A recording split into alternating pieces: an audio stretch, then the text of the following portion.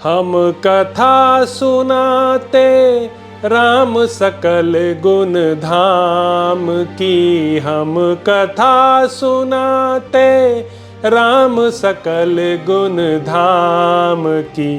ये रामायण है पुण्य कथा श्री राम की। ये रामायण है पुण्य कथा श्री राम की। जम्बूदीपे भरत खंडे आर्यावर्ते भारतवर्षे एक नगरी है विख्यात अयोध्या नाम की। यह जन्म भूमि है परम पूज्य श्री राम की। यह जन्म भूमि है परम पूज्य श्री राम की। यह रामायण है पुण्य कथा श्री राम की। यह रामायण है पुण्य कथा श्री राम की। श्री सीताराम चंद्राभ्याम नमः। श्रीमद् वाल्मीकीय रामायण भारत का स्वर्णिम महाकाव्य। 104वां सर्ग। वशिष्ठ जी के साथ आती हुई कौसल्या का मंदाकिनी के तट पर सुमित्रा आदि के समक्ष दुखपूर्ण उद्गार। श्री राम, लक्ष्मण और सीता के द्वारा माताओं की चरण वंदना तथा वशिष्ठ जी को प्रणाम करके श्री राम आदि का सबके साथ बैठना। महर्षि वशिष्ठ जी महाराज दशरथ की रानियों को आगे करके श्री रामचंद्र जी को देखने की अभिलाषा लिए उस स्थान की ओर चले जहां उनका आश्रम था। राजरानियां मंद गति से चलती हुई जब मंदाकिनी के तट पर पहुंची तब उन्होंने यहाँ श्री राम और लक्ष्मण के स्नान करने का घाट देखा। इस समय कौसल्या के मुंह पर आंसुओं की धारा बह चली। उन्होंने सूखे एवं उदास मुख से दीन सुमित्रा तथा अन्य राजरानियों से कहा, जो राज्य से निकाल दिए गए हैं तथा जो दूसरों को क्लेश न देने वाले कार्य ही करते हैं, उन मेरे अनाथ बच्चों का यह वन में दुर्गम तीर्थ है जिसे इन्होंने पहले फल स्वीकार किया है। सुमित्रे, आलस्य रहित तुम्हारे पुत्र लक्ष्मण स्वयं आकर सदा यहाँ से मेरे पुत्र के लिए जल ले जाया करते हैं।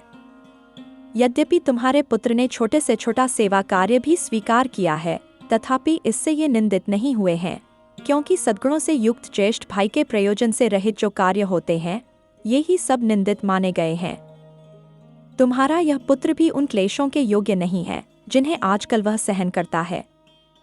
अब श्रीराम लौट चलें और निम्न श्रेणी के पुरुषों के योग्य जो दुखजनक कार्य उसके सामने प्रस्तुत है, उसे वह छोड़ दे, उसे करने का अवसर ही उसके लिए न रह जाए। आगे जाकर विशाल लोचना कौसल्या ने देखा कि श्रीराम ने पृथ्वी पर बिछे हुए दक्षिणा कुशों के ऊपर अपने पिता के लिए पिसे हुए इंगुदी के फल का पिंड रख छोड़ा है। दुखी राम के द्वारा पिता के लिए भूमि पर रखे हुए उस पिंड को देखकर देवी कौसल्या ने दशरथ की सब रानियों से कहा, बहनों, देखो, श्री राम ने इक्ष्वाकुकुल के स्वामी रघुकुल भूषण महात्मा पिता के लिए यह विधिपूर्वक पिंडदान किया है। देवता के समान तेजस्वी वे महामना भूपाल नाना प्रकार के उत्तम भोग भोग चुके हैं। उनके लिए यह भोजन में उचित नहीं मानती। जो चारों समुद्रात्क की पृथ्वी का राज्य भोग कर भूतल पर देवराज इंद्र के समान प्रतापी थे, वे भूपाल महाराज दशरथ पिसे हुए इंगुदी फल का पिंड कैसे खा रहे होंगे।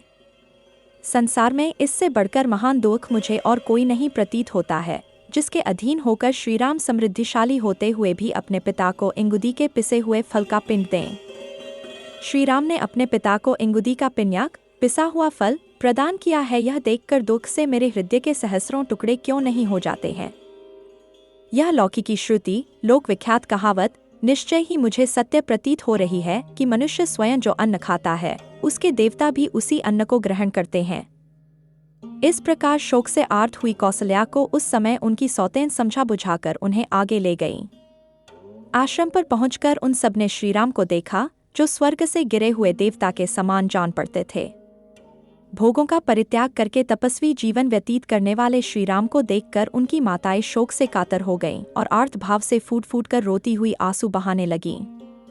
सत्य प्रतिज्ञ नरश्रेष्ठ श्रीराम माताओं को देखते ही उठकर खड़े हो गए और बारी बारी से उन सबके चरणारविंदों का स्पर्श किया। विशाल नेत्रों वाली माताएं स्नेहवश, जिनकी अंगुलियां कोमल और स्पर्श सुखद था, उन सुंदर हाथों से श्रीराम की पीठ से धूल पोंछने लगीं। श्रीराम के बाद लक्ष्मण भी उन सभी दुखिया माताओं को देखकर दुखी हो गए और उन्होंने स्नेहपूर्वक धीरे धीरे उनके चरणों में प्रणाम किया।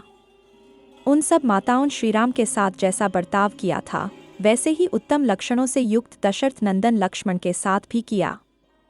तदंतर आंसुभरे नेत्रों वाली दुखिनी सीता भी सभी सासुओं के चरणों में प्रणाम करके उनके आगे खड़ी हो गई। तब दुख से पीड़ित हुई कौसल्या ने जैसे माता अपनी बेटी को हृदय से लगा लेती है, उसी प्रकार वनवास के कारण दीन दुर्बल हुई सीता को छाती से चिपका लिया और इस प्रकार कहा। विदेहराज जनक की पुत्री, राजा दशरथ की पुत्रवधू तथा श्रीराम की पत्नी इस निर्जन वन में क्यों दुख भोग रही है?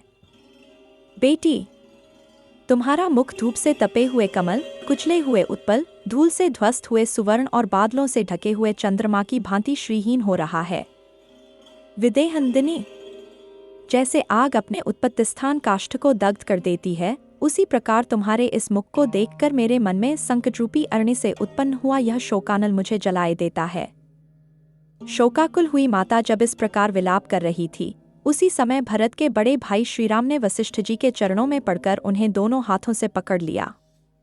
जैसे देवराज इंद्र बृहस्पति के चरणों का स्पर्श करते हैं, उसी प्रकार अग्नि के समान बढ़े हुए तेज वाले पुरोहित वशिष्ठ जी के दोनों पैर पकड़कर श्रीरामचंद्र जी उनके साथ ही पृथ्वी पर बैठ गए। तदंतर धर्मात्मा भरत एक साथ आए हुए अपने सभी मंत्रियों, प्रधान पुरवासियों, सैनिकों तथा परम धर्मज्ञ पुरुषों के साथ अपने बड़े भाई के पास उनके पीछे जा बैठे। उस समय श्रीराम के आसन के समीप बैठे हुए अत्यंत पराक्रमी भरत ने दिव्य दीप्ति से प्रकाशित होने वाले श्री रघुनाथ जी को तपस्वी के देश में देखकर उनके प्रति उसी प्रकार हाथ जोड़ लिए जैसे देवराज इंद्र प्रजापति ब्रह्मा के समक्ष विनीत भाव से हाथ जोड़ते हैं। उस समय वहां बैठे हुए श्रेष्ठ पुरुषों के हृदय में यथार्थ रूप से यह उत्तम कौतूहल सा जाग उठा कि देखें, ये भरत जी श्री रामचंद्र जी को सत्कार पूर्वक प्रणाम करके आज उत्तम रीति से उनके समक्ष क्या कहते हैं। वे सत्य प्रतिज्ञ श्री राम, महानुभाव लक्ष्मण तथा धर्मात्मा भरत ये तीनों भाई अपने सुहृदों से घिरकर यज्ञशाला में सदस्यों द्वारा घिरे हुए त्रिविध अग्नियों के समान शोभा पा रहे थे। 105वां सर्ग। भरत का श्रीराम को अयोध्या में चलकर राज्य ग्रहण करने के लिए कहना। श्रीराम का जीवन की अनित्यता बताते हुए पिता की मृत्यु के लिए शोक न करने का भरत को उपदेश देना और पिता की आज्ञा का पालन करने के लिए ही राज्य ग्रहण न करके उनमें रहने का ही दृढ़ निश्चय बताना। अपने सुहृदों से घिरकर बैठे हुए पुरुष सिंह श्रीराम आदि भाइयों की वह रात्रि पिता की मृत्यु के दुख से शोक करते हुए ही व्यतीत हुई। सबेरा होने पर भरत आदि तीनों भाई सुहृदों के साथ ही मंदाकिनी के तट पर गए और स्नान, होम एवं जप आदि करके पुनः श्रीराम के पास लौट आए। वहां आकर सभी चुपचाप बैठ गए, कोई कुछ नहीं बोल रहा था। तब सुतों बीच में बैठे हुए भरत ने श्रीराम से इस प्रकार कहा, भैया, पिताजी ने वरदान देकर मेरी माता को संतुष्ट कर दिया और माता ने यह राज्य मुझे दे दिया। अब मैं अपनी ओर से यह अकंटक राज्य आपकी ही सेवा में समर्पित करता हूँ। आप इसका पालन एवं उपभोग कीजिए। वर्षा काल में जल के महान वेग से टूटे हुए सेतु की भांति इस विशाल राज्यखंड को संभालना आपके सिवा दूसरे के लिए अत्यंत कठिन है। पृथ्वीनाथ, जैसे गधा घोड़े की और अन्य साधारण पक्षी गरुड़ की चाल नहीं चल सकते, उसी प्रकार मुझ में आपकी गति का, आपकी पालन पद्धति का अनुसरण करने की शक्ति नहीं है। श्री राम, जिसके पास आकर दूसरे लोग जीवन निवाई करते हैं, उसी का जीवन उत्तम है, और जो दूसरों का आश्रय लेकर जीवन निर्वाह करता है, उसका जीवन दुखमय है। आपके लिए राज्य करना ही उचित है। जैसे फल की इच्छा रखने वाले किसी पुरुष ने एक वृक्ष लगाया, उसे पाल पोस कर बड़ा किया, फिर उसके तने मोटे हो गए और वह ऐसा विशाल वृक्ष हो गया कि किसी नाटे कद के पुरुष के लिए उस पर चढ़ना अत्यंत कठिन था। उस वृक्ष में जब फूल लग जाए, उसके बाद भी यदि वह फल न दिखा सके तो जिसके लिए उस वृक्ष को लगाया गया था, वह उद्देश्य पूरा न हो सका। ऐसी स्थिति में उसे लगाने वाला पुरुष उस प्रसन्नता का अनुभव नहीं करता जो फल की प्राप्ति होने से संभावित थी। महाबाहो, यह एक उपमा है, इसका अर्थ आप स्वयं समझ लें। अर्थात पिताजी ने आप जैसे सर्वसद्गुण संपन्न पुत्र को लोक रक्षा के लिए उत्पन्न किया था।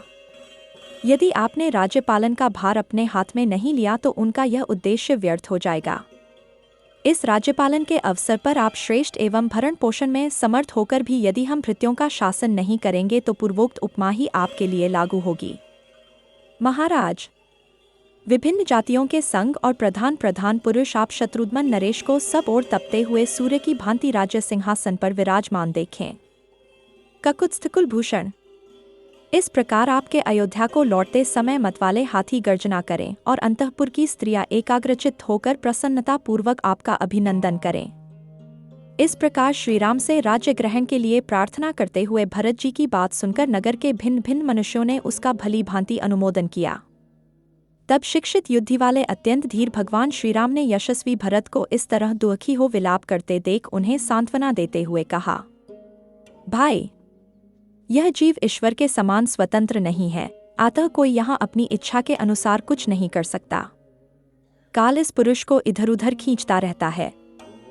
समस्त संग्रहों का अंत विनाश है, लौकिक उन्नतियों का अंत पतन है, संयोग का अंत वियोग है और जीवन का अंत मरण है। जैसे पके हुए फलों को पतन के सिवा और किसी से भय नहीं है, उसी प्रकार उत्पन्न हुए मनुष्यों को मृत्यु के सिवा और किसी से भय नहीं है।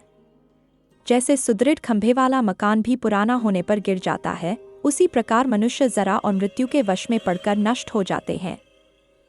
जो रात बीत जाती है वह लौटकर फिर नहीं आती है। जैसे यमुना जल से भरे हुए समुद्र की ओर जाती ही है, उधर से लौटती नहीं। दिन रात लगातार बीत रहे हैं और इस संसार में सभी प्राणियों की आयु का तीव्र गति से नाश कर रहे हैं। ठीक वैसे ही जैसे सूर्य को किरणें ग्रीष्म ऋतु में जल को शीघ्रतापूर्वक सोखती रहती हैं। तुम अपने ही लिए चिंता करो, दूसरे के लिए क्यों बार बार शोक करते हो। कोई इस लोक में स्थित हो या अन्यत्र गया हो, जिस किसी की भी आयु तो निरंतर क्षीण ही हो रही है। मृत्यु साथ ही चलती है, साथ ही बैठती है और बहुत बड़े मार्ग की यात्रा में भी साथ ही जाकर वह मनुष्य के साथ ही लौटती है। शरीर में झुर्रियां पड़ गईं, सिर के बाल सफेद हो गए। फिर जरावस्था से जीर्ण हुआ मनुष्य कौन सा उपाय करके मृत्यु से बचने के लिए अपना प्रभाव प्रकट कर सकता है। लोग सूर्योदय होने पर प्रसन्न होते हैं, सूर्यास्त होने पर भी खुश होते हैं, किंतु यह नहीं जानते कि प्रतिदिन अपने जीवन का नाश हो रहा है। किसी ऋतु का प्रारंभ देखकर मानो वह नई नई आई हो, पहले कभी आई ही न हो, ऐसा समझकर लोग हर्ष से खिल उठते हैं, परंतु यह नहीं जानते कि इन ऋतुओं के परिवर्तन से प्राणियों के प्राणों का, आयु का क्रमश क्षय हो रहा है। जैसे महासागर में बहते हुए दो काठ कभी एक दूसरे से मिल जाते हैं और कुछ काल के बाद अलग भी हो जाते हैं, उसी प्रकार स्त्री, पुत्र, कुटुंब और धन भी मिलकर बिछुड़ जाते हैं, क्योंकि इनका वियोग अवश्यंभावी है। इस संसार में कोई भी प्राणी यथासमय प्राप्त होने वाले जन्म मरण का उल्लंघन नहीं कर सकता। इसलिए जो किसी मरे हुए व्यक्ति के लिए बारंबार शोक करता है, उसमें भी यह सामर्थ्य नहीं है कि वह अपनी ही मृत्यु को टाल सके।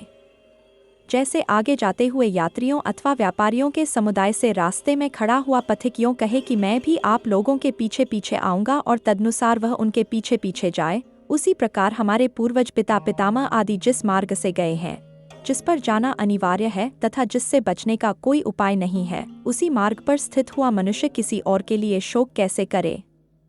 जैसे नदियों का प्रवाह पीछे नहीं लौटता, उसी प्रकार दिन दिन ढलती हुई अवस्था फिर नहीं लौटती है। उसका क्रमशः नाश हो रहा है, यह सोचकर आत्मा को कल्याण के साधनभूत धर्म में लगाए, क्योंकि सभी लोग अपना कल्याण चाहते हैं। तात, हमारे पिता धर्मात्मा थे।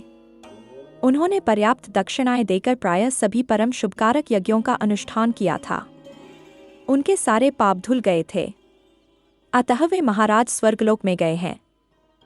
ये भरण पोषण के योग्य परिजनों का भरण करते थे, प्रजाजनों का भली भांति पालन करते थे और प्रजाजनों से धर्म के अनुसार कर आदि के रूप में धन लेते थे। इन सब कारणों से हमारे पिता उत्तम स्वर्गलोक में पधारे हैं।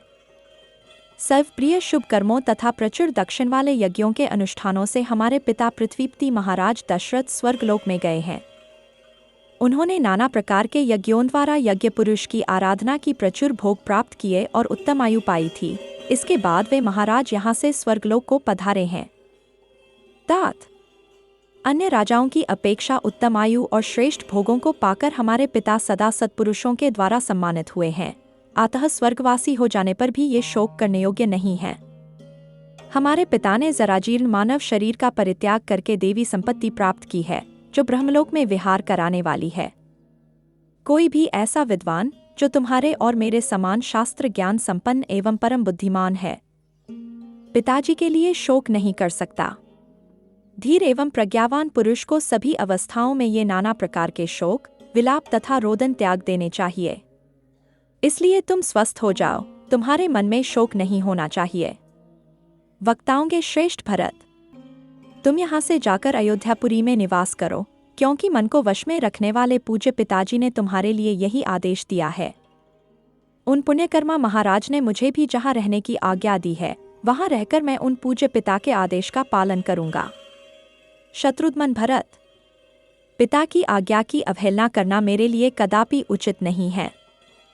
ये तुम्हारे लिए भी सर्वदा सम्मान के योग्य हैं, क्योंकि वे ही हम लोगों के हितैषी बंधु और जन्मदाता थे।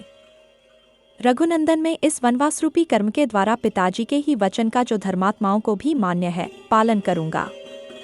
नरश्रेष्ठ, परलोक पर विजय पाने की इच्छा रखने वाले मनुष्य को धार्मिक, क्रूरता से रहित और गुरुजनों का आज्ञा पालक होना चाहिए।